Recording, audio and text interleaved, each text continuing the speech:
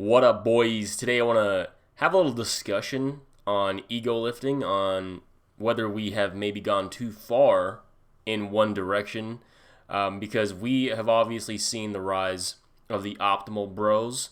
I'm sure we've all seen those, Instagram videos with, the iliac lat pull downs and the, twist your pinky this way to make sure that your anus is tight in this position so that you, bias the fucking sagittarial fibers of this specific muscle so that you get hypertrophy localized in this. We've heard it all, right? We've gone all in one extreme. Whereas on the other side, we got the ego lifter bros. Я, между прочим, снимаю. You know what I'm saying? These are the guys, they're loading up 315 on bench. They've been training for maybe a couple months. The best one rep max they've done so far is like 180, and now they think 315 is doable. Put that shit on the bar and they get absolutely stapled. Somewhere in between these two extremes, I think lies the perfect mixture. You know what I mean? The perfect lifter is between those two extremes, and not in either one or the other, because the further you go in one extreme, the riskier things become. The further you go in the optimal bro extreme, you risk making zero gains and being an absolute loser. And the further you go in the ego lifting extreme, you risk just dying. I think we all know about that recent example of the squat fail that ended up in the tragic death of a up and coming bodybuilder. So I guess where am I going with this video, right? What am I even talking about? What I'm trying to say, guys, is right now we have an epidemic of people in particular who are too afraid to go hard in the gym if it means any amount of form breakdown. And I think that is just such a limiting belief and mindset for especially a natural trainee, right? You need to be close to failure. You need to go far and really dig deep if you want to make gains, especially the further down this kind of journey you go. Because after a certain point, the textbook form and the 2 RIR intensity just isn't going to be enough. After a certain point, especially on isolation lifts, guys, like, Jesus Christ, you have any amount of, like, torso lean or swing on your dumbbell curls, and all of a sudden people are like, not a single rep was done that day. Dumb way to look at that, you know what I mean? Come on.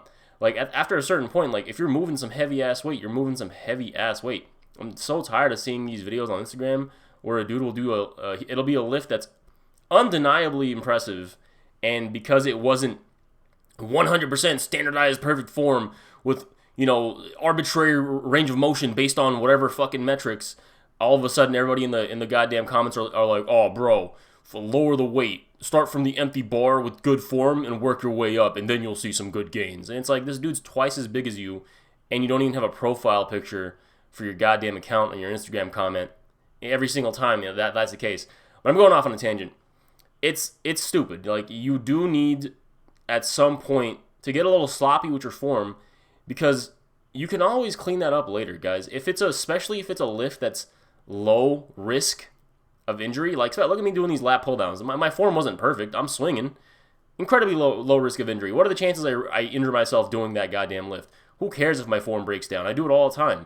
I go to failure. I'm getting great gains from that. Now I'm doing the goddamn incline hammer strength press right here. Form is good, but if it breaks down, again, I don't care. What's going to happen? You know what I mean? What's the worst that could possibly happen? I think people are becoming too afraid nowadays to be able to go that far, and it's just becoming more and more prevalent as the years go on.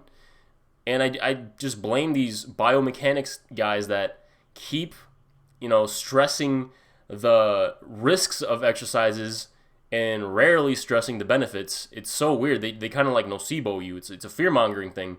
It all started with Athlete X. I think we all remember Athlete X era of YouTube fitness. This man had me convinced that my shoulders were just going to turn into dust and fucking dissipate like the characters in Infinity War. This man had me convinced that, like, if I even did a little bit of internal rotation, it'd be over for me. Look at my shoulders here. Look at the starting position. Pretty internally rotated. They feel fine. They feel great. Like, I used to be terrified of my own shadow in the gym because of guys like that. And now I've completely emancipated from that myself from that way of thinking.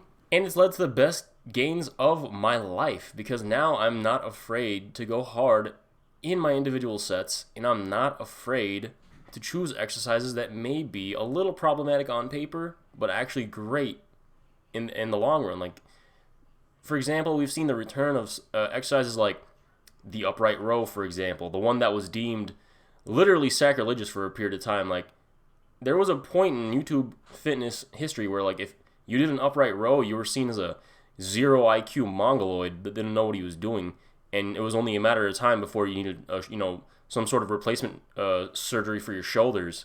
And that was all because of the influence of Athlete X. You had everybody convinced that that one exercise was so horrible for you that it just wasn't worth doing at all. Same thing for the leg extension. Do you guys remember when the leg extension was one of the most blasphemous and slanderized exercises to ever exist? They were talking about, oh, that much shear force on the knee in the locked out position is just unnatural, never occurs in real life, and yada yada, it's a high risk of injury. And people were convinced that doing leg extensions were going to leave them crippled. Like, and now we see leg extensions everywhere. Like, everyone does leg extensions as a part of their routines, and they're even known for being great for rehabbing your knees. And I think that's just, like, I'm so glad that we're kind of recovering from that, but we're also seeing that in other areas where people are just straight up talking about time-tested movements, like, for example, the bench press being, worthless for growing your chest, or the overhead press being worthless for growing your shoulders, or, the fucking chin-up is the best way to grow your, biceps. Like, people keep saying that. It's been pissing me off. Anyway, I don't want to get, like, too ranty, I guess, but all I'm saying is this ego lifting stuff has its merit. The biomechanics stuff has its merit. But when you're in the either side of the extreme, it's just such a absolute, like, I don't want to be anywhere around you. I don't want to hear your opinions. You suck. Like, you're the worst person ever. At least the ego lifting guys, though, are, like, kind of funny. It's kind of cool to see them attempt such insane things. There's almost like a spirit to them that you got to be able to respect. Whereas with the optimal bros, they're just, oh my God. They really think they're fucking, Oppenheimer, while you're over there with your room temperature IQ and your caveman brow just doing your fucking curls like an idiot. Anyway, bye.